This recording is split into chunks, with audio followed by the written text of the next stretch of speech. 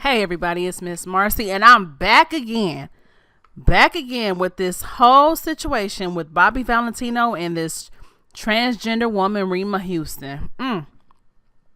So here's some updated information.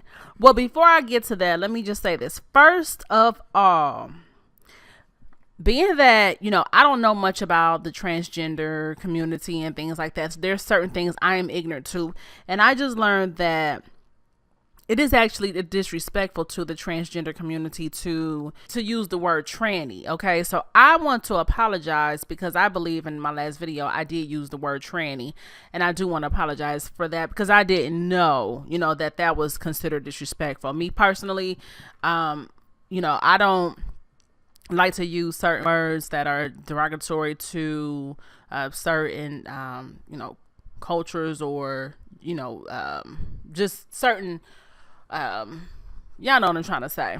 So like I don't like the word fag or faggot. I don't like to use those words. So if tranny is not a respectful word to use to the transgender community, I do apologize.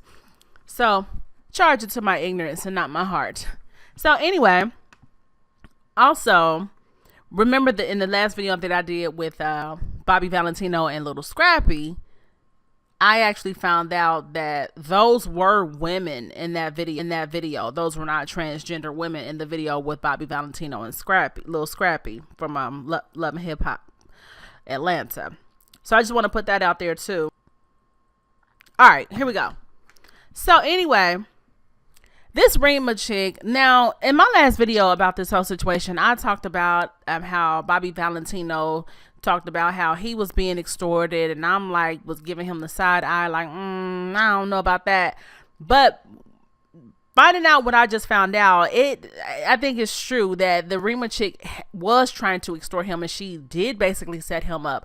So basically, Rima has a friend named Brandy, and Brandy, I think it's Brandy Barbie doll something. Well, she did a video with another young man. It was a really good interview actually, and she talked about the whole situation that happened that day with Bobby Valentino at Rima's apartment. So basically, this girl Brandy was actually there. Brandy, who was also a transgender woman.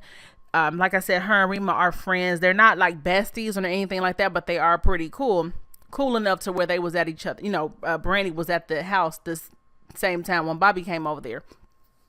So Brandy talked about it, and she went into great detail. She gave some really good information. So Bobby Valentino did in fact know that Rima was transgender. So I'm gonna let y'all take a look at this video, and then I will be back to finish out my thoughts. So right, let's just jump into it. You are Brandy Barbie Clark. correct. Okay. So you were at was it the hotel or was it a apartment? Was that the Darlington girl? Yeah, that was the Darlington girl. That was her apartment. So you guys were at her apartment. Correct. So you knew Bobby Valentino before this? Correct. Okay, so give us a little input on how it all happened and how you got there. Okay, basically, we were actually coming from Florida. So we came from Florida straight then there to her house, which was in Atlanta. So from that point on, I guess, she had seen me, I guess, talking to him on Snapchat. So I guess. So hold on. So you've known Bobby Valentino? Oh, yeah. For more than just a minute, like for a while? I had known him for a good 4 years. You knew him before, and so he was Snapchatting you. Correct. And now it was like naked pictures in there. Was that you or her?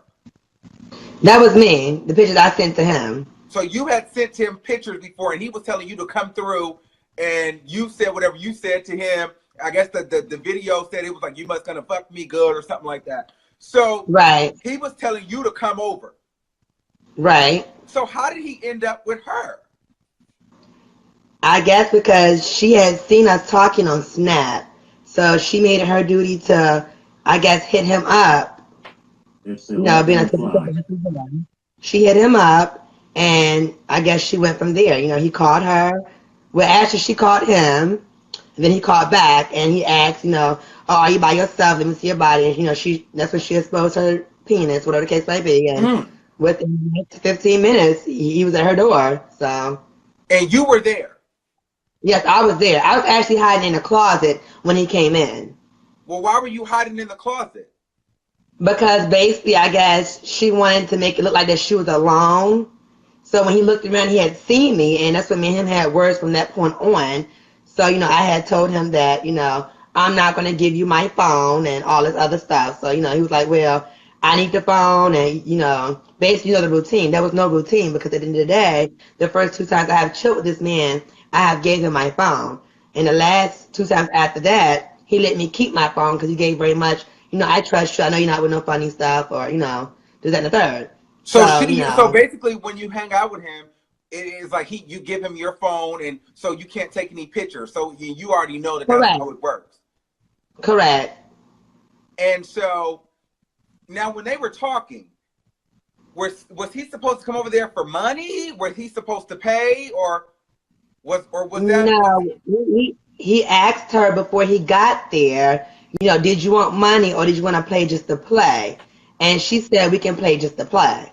So for that whole extorting thing, I think that was very, very late. That was late as hell, So I guess due to the fact that she knew that he was not bringing her money, what she was trying to do was blackmail him to get money off of him.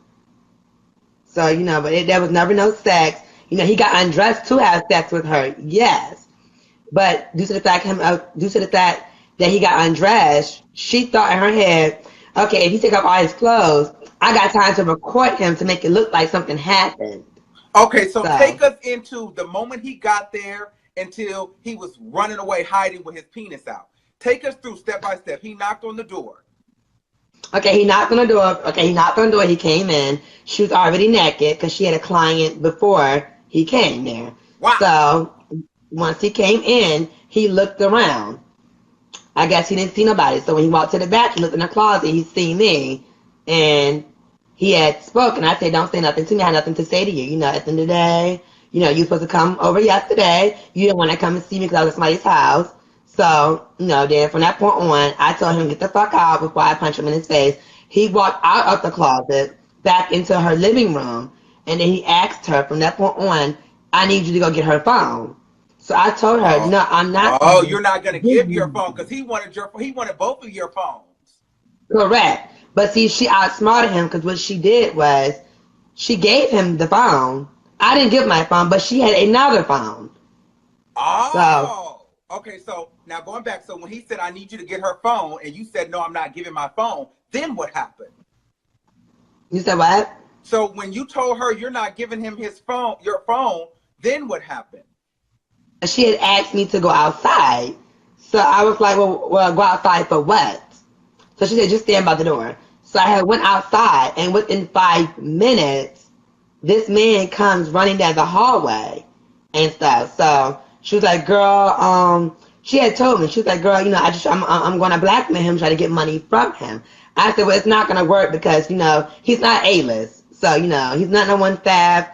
Everybody in Atlanta has been with this damn man. Right. Clearly. Every transsexual. All right. So clearly, y'all, just from based off of what we just heard from Brandy, it was a setup. You know what I'm saying? And Bobby Valentino is not lying. He is being extorted. Well, he was being extorted basically. And it's just really funny how the Rima chick, she's going around doing interviews, and I believe this Brandy girl because Brandy did not reach out to this person, the guy she's being interviewed by. He reached out to her. She didn't reach out to him. You see what I'm saying? She's not going all over the blogs and all over the place trying to sell this story, trying to tell her side or whatever. And I saw an interview with Rima on the Tommy Sotomayor show where he was interviewing her, And she barely even wanted to give up any information. She barely even wanted to talk. And he was getting very irritated with her because it was like she kept on saying, oh, I'm not going to release that information right now. Oh, just, due to legalities and da-da-da-da-da. And then she kept saying, I mean, just basically like she got all this juice that she wants to tell, but she has to wait until the right time. And then she asked him, could she do a part 2 of the interview? And then she didn't even come back to finish the part 2 of the interview. She had her so-called PR person come, and he didn't even know what the hell was going on some parts. I mean, it was just a lot of things that Tommy was calling him out on that he did not know. It's a really bad look for Rima. And it just looks like a big money grab, also I did a little research on Rima or whatever, because since this whole thing is going on, it's a lot of things about her coming up. Her real name is Erin McCorkle, and it looks like Erin basically is no stranger to being in the media and being at the center of attention for things or whatever. So basically, when she was living her life as Aaron, he attended Winston-Salem University, where he majored in broadcast. There was a situation where he ran for Mr. WSSU. Well, one of the DJs ended up seeing him dressed as a dressed like cross-dressing. And he said, the DJ put out a tweet that said something about, you guys better not vote for him, blah, blah, blah. So it caused a lot of controversy, and then the news ended up covering it. So this guy is pretty much used to getting attention or whatever for the wrong reasons, pretty much, it seems like to me. Not only that, but you can also see a lot of his mug shots online, and he hasn't been, wanted for anything like serious or anything like that, but he just seems like he's an attention whore to some extent. So anyway, also another thing that makes this situation look bad for Rima is the fact that she, like I said, she's doing so many interviews. So she did an interview with BET. Now I want y'all to go ahead and check this out. This is Houston. If you can look to our camera, if those were Bobby Valentino's eyes, what would you tell him right now, knowing what you know and have gone through what you went through? If it was to be business, as was stated, things would have never went the direction they went. If you would have listened to the things that I told you in the backstory before even going through this, as I was so transparent to tell you my dreams, my ambition, my backstory, because you wanted to know what is it that I have I had experience in this field, and I told you where I want to go. Things could have went a different route.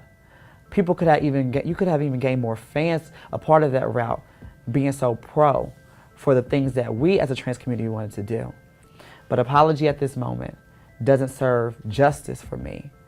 Justice will be served once you accept the fact that what you did was wrong, and that in order to progress is to also understand that you have to understand that you're not in the right in this situation.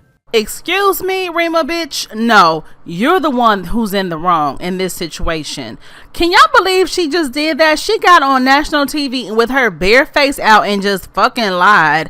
I hope Bobby Valentino sues the hell out of this girl, because now that I know everything, and now that I've heard Brandy's side of the story, I'm like, because at first, I'm not gonna lie, I was like, oh, well, if he didn't pay her money, then I mean, she took the necessary, she took the matters in her hands as she felt necessary. But no, I was wrong on that. Now that I know the backstory, like I said, this situation has extortion and money grab written all over it, baby. How the hell you gonna sit up here and say, oh, he was in the wrong, and as soon as he realizes what he's done, an apology is not? Girl, bye. Listen, you look stupid as hell, because first of all, with Brandy's story being out here, with her recap of the event being out here and going all over the internet, Rima, you look stupid as hell, because it very well contradicts what you're saying. You're trying to make it look as if you and Bobby Valentino had agreed that he was going to pay you for your services, but it was not agreed that he was going to pay you. He asked you, were you just going to play to play? And you agreed. Now, with a witness like that, with Brandy, if they take this shit to court, they're going to definitely use her as a witness. You know what I'm saying? Like, she is stupid. Rima is stupid, and and she had the nerve to go get her a little PR person or whatever. And that's the guy who was on the Tommy Sotomayor's show, and he didn't know what the PR guy didn't know what the hell he was talking about. It was just crazy. And even Tommy was getting upset with Rima when she was on there, because like I said, she kept saying, oh, I'm going to wait to tell this. It's like she's telling everybody she was withholding information. Like, oh, I'm just going to wait to tell this. My story has to come out at the right time.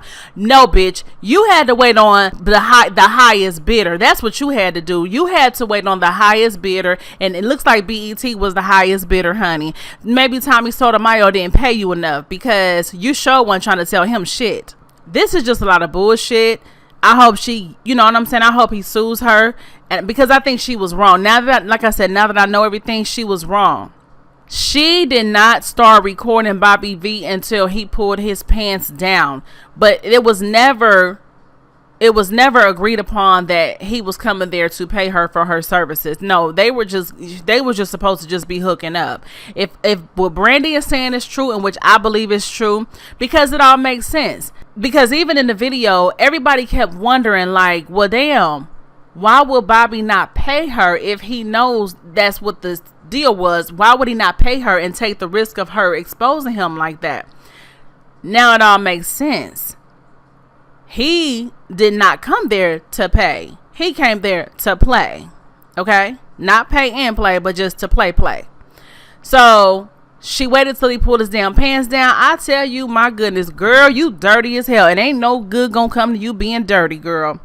I just feel like if she gets sued, and oh well, that's on her. And I feel like this whole thing is gonna backfire in her face. I mean, I cannot believe. And what the hell was up with her wig and her hair? No, her wig and her makeup. My goodness. Child. But yeah, this is not a good situation for her, and I don't think it's gonna pan out too well.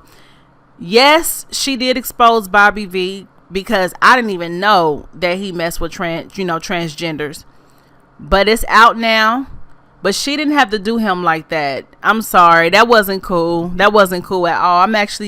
I'm on team Bobby V with this one. I'm sorry, I'm on his side with this one. At first I was just like, he just don't want to bite. He messing with them transgenders. Nah, you know what I'm saying? I mean, he like what he like. You know what I'm saying? I can't judge the man. But I just think it was wrong for her to try to extort him like that. You know, to try to just, at the last minute, I'm gonna try to get some money, girl. I'm gonna try to get some money.